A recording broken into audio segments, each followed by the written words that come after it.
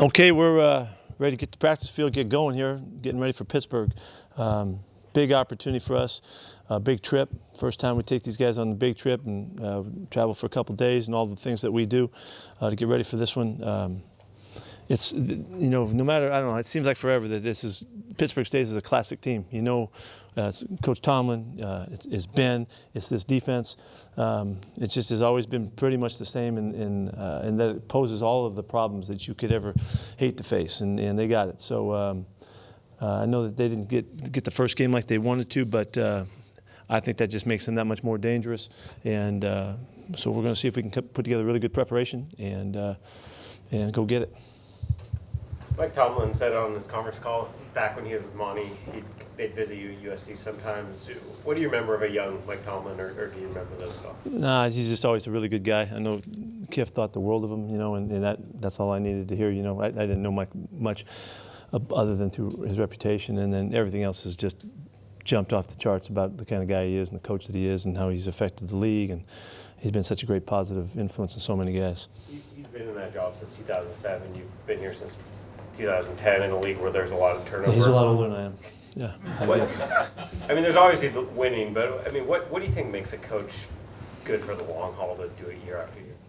Well, I think it's being able to be consistent, and find the consistency where people around you can count on you, and Mike's been nothing but that. He's been great, done everything, and so to be consistent, you got to kind of have your philosophy in order. You got to have your principles in order so that you can keep coming back to it. If you flip flopping and changing, and you're some style this year and another style another year, you're likely going to stumble and get into trouble. But just think about it. Like I just said, it's their style of play. It's their defense. It's always been tough and physical. They've been consistent throughout. They've had 3 coaches in 49 years in Pittsburgh, and your stability here in this decade. Yeah, I like that. That's good.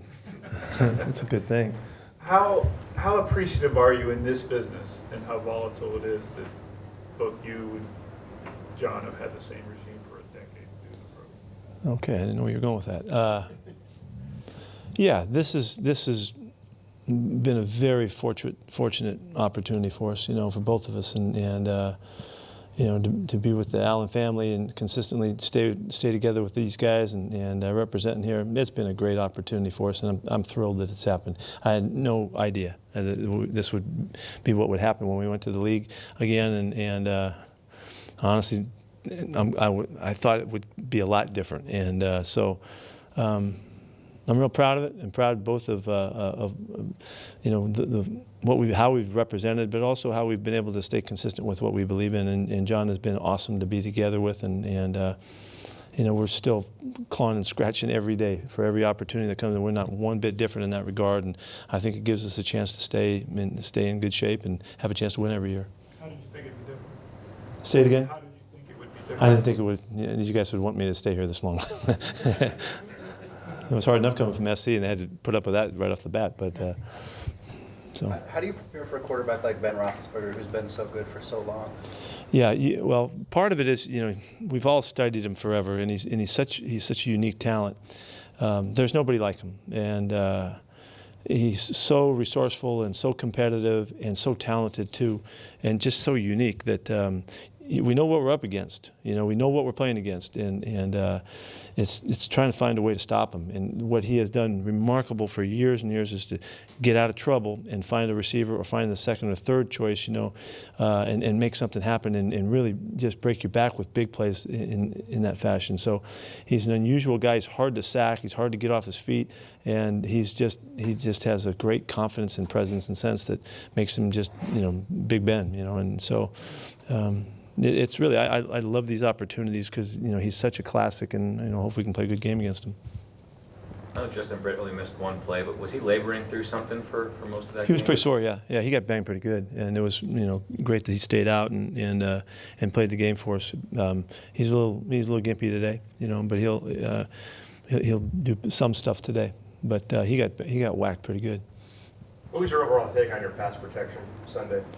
We weren't as consistent as all as we had hoped to be, you know, and we thought we would be better in our stuff and the play passes and all, and we got some penetration. We got knocked back a little bit on some edges, and it just wasn't as clean as we had anticipated. And so they did a nice job, and we needed to do better. And so we're going to work real hard to get it back, because you know, we need all of that to have the offense we want to have rolling out there.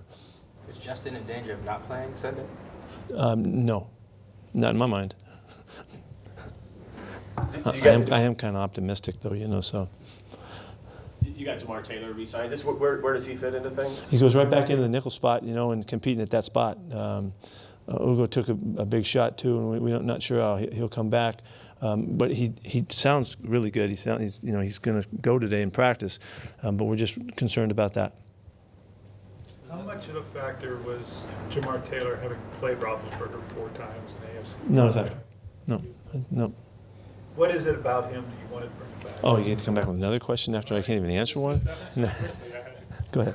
I'm sorry. What was it about him that you wanted him back after we? He made a great impression with us. He practiced great. He was smart. He brought experience, you know, with a young group. You could feel it. He's really fast. He's tough, and he fit to the scheme well. So he did a nice job. Could have easily have been here on day one. You know, we just made the choice the way we did, but we feel fortunate to get him back. That Ugo, was that the one where he ran into Bradley? Yeah, banged his shoulder. Will he practice today? Ugo? Yeah, he's going to be limited, but he'll be out there today. How's Will Dissly doing? Will's good. He's good. He should be okay. He's practicing today. How about Puna Ford? Puna got a calf strain that we got to monitor. He wants to go, but we're going to hold him back today, and we'll just go one day at a time, see how it goes. How about Nico Thorpe? Nico got a hammy, hamstrings and ankles. We need to see how that's going to go. That's pretty hard to get back in the position that he plays and the way he plays. That's not to say that Puna's calf isn't really big, and it's a big issue because it's like, you know, but we'll see. What's the plan with Ziggy for the week? One day at a time. Going to practice today, and we'll go one day at a time. Do you view left guard as an open competition at this point, or is it still Mike's job when he's fully healthy? It's Mike's job. Yeah, we feel Mike has earned that, and so he'll jump back in. Ethan's done a great job filling in for quite a while now. We're really confident in him playing there. So it's a boost to us that we know we have a guy that, you know, a couple guys that can start. So really anxious to get Mike back in there. He's dying to play, and so look forward to that. How's Joey Hunt? He ran today, and which is a big step forward. Joey's just not taking this injury well at all. He's fighting his way right back through it. He's going to be way ahead of schedule. ESPN came out with their top 150 college football teams of all time the other day. Not sure if you saw that. Your 04 USC team was ranked number 2 behind the 71 Nebraska team. What do you remember about that 04 team, and who do you think would win in a matchup between the 71 Nebraska team and the 04 Oh, USC Coach team? Osborne was tough now. Monty Kiffin was on that staff too now, so that's a tough group. I'd play him. We'd play him away. I'd be okay. What a thrill it would be to be able to figure out a way to do that, you know. But yeah, that was a fantastic club. It really was, and it's so much firepower, and we felt like we could do almost anything at the time.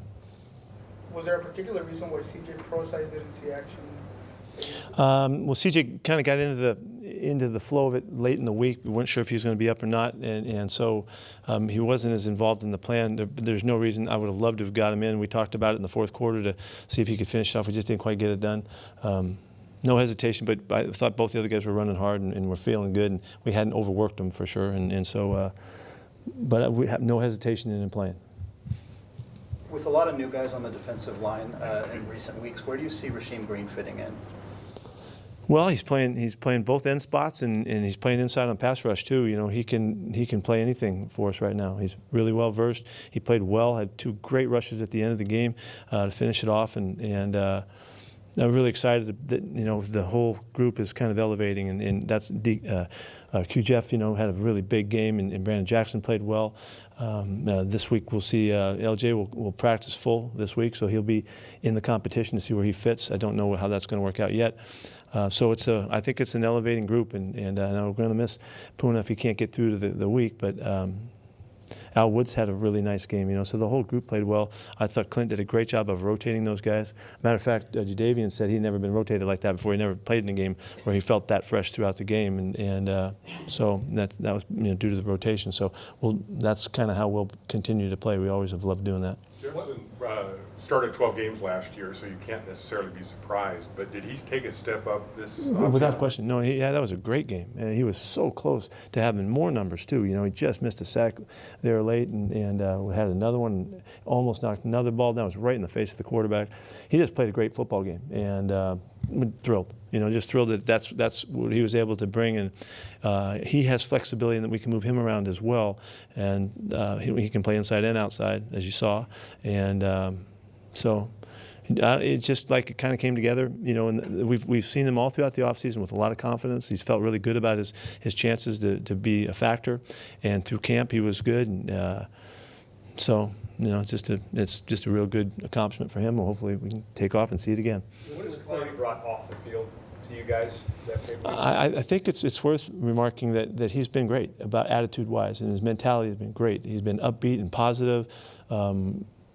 He's been very oriented to not trying to, be in the limelight front of it all. He's been very humble about the way he's taken to the approach.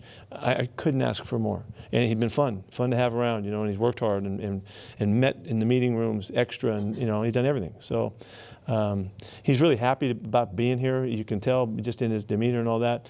But he's been really great. So. That's I think it's worth noting because I think it's obvious that he's been so positively good. Where do you feel LJ was at, and what you'd seen of him up until the point he got hurt early in camp there? All we really that was notable was he was in way better shape than he was when he showed up in the off season in April. He had really had a good off season. The last 6 weeks he really benefited from. He was stronger and quicker and lighter. And in every aspect of his movement and all that showed a little bit differently. So he's off to a great start, and that was a great indication. He's worked really hard right now. He has jumped back ahead of schedule here with a chance to maybe even play this week, and so it's been very upbeat. It's like, the guys get through that whole process of going through the draft and all that. It can take a lot out of them where they don't get to focus on their workouts. They're not quite as well conditioned as they'd like to be, and they jump in here and they're in catch-up mode the whole time, But he did a great job in the time away and came back better than before. With Quentin coming off the big game, now he's going home to Pittsburgh to play a game. When the guys in that situation have kind of a lot going on, do you sit down with them and talk to them about keeping it? Yeah, matter of fact, we already kind of started talking about that. I think it's worth it. Anytime there's a kind of a glaring variable, that could be a factor, it's worth addressing and trying to just minimize the factor of that, because I'm not everyone that thinks, okay, he's going to be really fired up now and he's going to play better. I don't think that. I want him to not screw it up by trying too hard, trying to make a point, trying to see too many people, trying to be everything for everybody, and that can make it harder on a guy. Just want it to be a normal process and play like he prepares, and so that's kind of what the conversation is like. Without Woods, once it became obvious he was going to start for you guys with Jaron's situation, did his role have to change in that regard? I mean, his approach to anything, or the way he thought when he came in? No. No, I didn't see anything. We brought him in here to play. We brought him in here thinking he was going to play. And really, we brought him in with the thought that, like we have been in the past, we've always liked to have him the big three technique, and he's, huge. And his spirit for the game, his willingness to run around and chase the football with the big man is all you could hope for. And so we have thought of him as a guy that's going to play on the early downs for sure, maybe not necessarily in the nickel groups, but he's done everything we needed to see, and he had some big plays, big stops last week again, and so real positive. From a preparation standpoint, how do you use the tape from Sunday night? Nothing really went right for Pittsburgh. So are you looking at that as New England exposed some things, or they're going to make these adjustments, or is it kind of a wash because it's not the team you expect to see on Sunday? Well, first off, I think New England was being New England. They look great, and they look great in all phases. They stopped them on defense. Their teams were solid. They moved the ball, throwing the ball a lot. And they did a great job throwing the ball and protecting the quarterback. It was like whomever they played was going to have problems. And So we go on to the next game, you know, and they're coming home, and you know, they're hurt a little bit by that one. They're going to come flying back.